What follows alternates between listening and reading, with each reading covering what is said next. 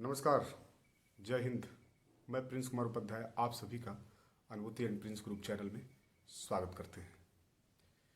आज का विषय बहुत ही महत्वपूर्ण है और लोगों का ये डिमांड था कि सर आप हिंदी में पत्र लेखन के बारे में भी एक वीडियो बनाइए।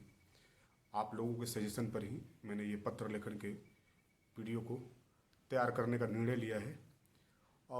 और भी किसी प्रकार का अगर आपका जो क्वेश्चन होगा और या आप जैसा हमसे एक्सपेक्ट करते हैं उस प्रकार के वीडियो के लिए आप हमारे कमेंट बॉक्स में लिख सकते हैं। तो खैर इन सब बातों को छोड़कर अब चलते हैं पत्र लेखन के बारे में हम बात करते हैं। तो सबसे पहले हम ये जान लें कि पत्र होता क्या है। पत्र एक प्रकार का अपने अंदर के विचारधाराओं को लिखकर दूसरों के सम्मुख प्रकट करने का एक सशक्त माध्यम है। पत्र तो अब आपको समझ में आ गया होगा। दूसरे शब्दों में हम ये कह सकते हैं कि किसी भी अपने व्यक्तिगत भावनाओं को किसी कोरा कागज पर लिखकर दूसरों के सम्मुख प्रदर्शित करना ही पत्र लेखन है। पत्र लेखन का इतिहास बहुत ही पुराना है, सदियों पुरानी परंपरा है ये पत्र लेखन का। पहले एक राजा दूसरे राजा को लिखते थे। आज तो हम टेक्नोलॉजी के युग में पत्र लेखन को कहीं ना कहीं कमज़ोर देख रहे हैं। आज एसएमएस का दौर है, आज मेल का दौर है, लेकिन पत्र लेखन तब महत्वपूर्ण हो जाता है जब आप किसी सरकारी या गैर सरकारी संस्थान में कार्यरत हों या अध्ययनरत हों, तब ये महत्वपूर्ण स्थान रखता है। मुख्यतः पत्र तीन प्रकार के होते हैं।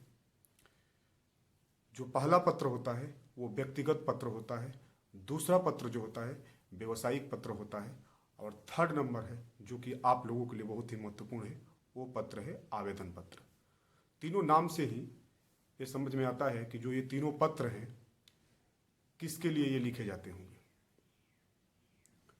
जो पहला पत्र हमने बोला व्यक्तिगत पत्र, व्यक्तिगत पत्र अपने मित्रों के पास लिखा जा सकता है, अपने प्रियजनों के पास लिखा जा सकता है, या अपने से बड़े भाई या छोटे बहन के पास लिखा जा सकता है, दीदी, फूआ, फूफा, एक्सेट्रा एक्सेट्रा, किसी को भी ये लिखा जा सकता है। व्यक्तिगत पत्र होता है।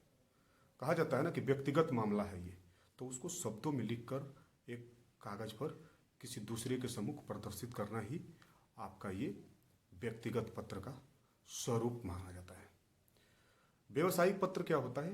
किसी व्यवसायी के द्वारा उच्च स्तर के अधिकारियों को लिखा जाता है, जिसमें कि किसी नियम कानून को लागू करने के लिए या किसी प्रोडक्ट को उत्पादन करने के लिए हम ये चीज़ भी करना चाहते हैं, उसलिए व्यवसायिक पत्र लिखे जाते हैं।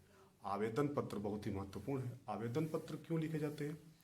अगर आप गैर सरकारी संस्थान में या सरकारी संस्थान में अगर कार्यरत हैं तो उसके लिए लिखा जाता है। अगर आपको छुट्टी चाहिए, किसी की तबीयत खराब हो गई हो, या किसी की फीस जमा नहीं हो पा रहा है, आपकी आर्थिक स्थिति कमज़ोर है, उसके लिए फीस माफ़ करने के लिए भी लिखा जा सकता है।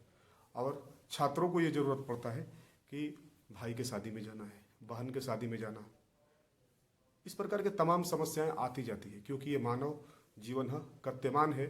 तो जब जिसमें गति है उसमें प्रतिरोध आते रहेंगे। तो ये है पत्र से रिलेटिव बातें थी। और पत्र कैसे लिखें, पत्र में कुछ नियमावली है, उस नियमावली को फॉलो करना है। जिसको आप पत्र लिख रहे हैं उसका आदर सूचक शब्दों का भी ध्यान रखेंगे। अगर बड़े भाई को लिखते हैं तो सादर प्रणाम लिखेंगे।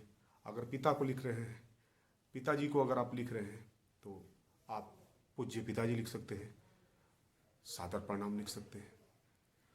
अगर अग्रज और अनुज यानी जो बड़े भाई हैं, अग्रज और अनुज छोटों के लिए संबोधित कर सकते हैं। तो उसका लिस्ट हम आपको लास्ट वीडियो में देंगे।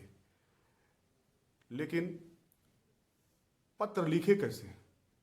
पत्र लिखते समय किन किन बातों पर ध्यान देना चाहिए? पत्र बहुत लेंदी नहीं होना चाहिए, बहुत बड़ा नहीं होना चाहिए। पत्र के शब्द जो हैं स्पष्ट होने चाहिए, सुंदर शब्दों में लिखा जाना चाहिए। आप क्या कहना चाह रहे हैं वो स्पष्ट शब्दों में होना चाहिए। जब आवेदन पत्र लिख रहे होते हैं तो उसमें विषय वस्तु का ध्यान रखा जाता है, क्योंकि बड़े बड़े अधिकारियों के पास तमाम प्रकार के लोग और तमाम प्रकार के पत्र आते रहते हैं, तो वो कंटेंट जो है आपका वो न पढ़ के आपके विषय वस्तु को ही लोग पढ़ के जज करते हैं और इसके बाद उस पर निर्णय लेते हैं। तो विषय वस्तु एकदम स्पष्ट होना चाहिए। अगर आप एग्जाम में अगर पत्र लिख रहे हैं, जब आप परीक्षा के दौरान में अगर पत्र लिख रहे होते हैं, उसमें अपना नाम और पता नहीं लिखना चाहिए, क्योंकि लिखने के बाद एक अलग समय से जाता है, जिस कारण से नाम के बदले में और पता के बदले में XYZ क ख ग इत्यादि आप उस पर लिख सकते हैं। ये बहुत ही महत्वपूर्ण है और इसको आप ध्यान में रखेंगे। हम आइए आपको दिखाते हैं कुछ पत्र के नमूने, जिसको देखने के बाद आपको ये पता लगेगा कि पत्र के प्रारूप कैसे होते हैं। और इसके बाद और भी किसी प्रकार का अगर आपको कोई दिक्कत हो तो आप अपने कमेंट बॉक्स में लिख सकते हैं और हमसे पूछ सकते हैं कि पत्र के किस तरह से और भी हम बेहतर तरीके से वीडियो बना सकते हैं। जय हिंद।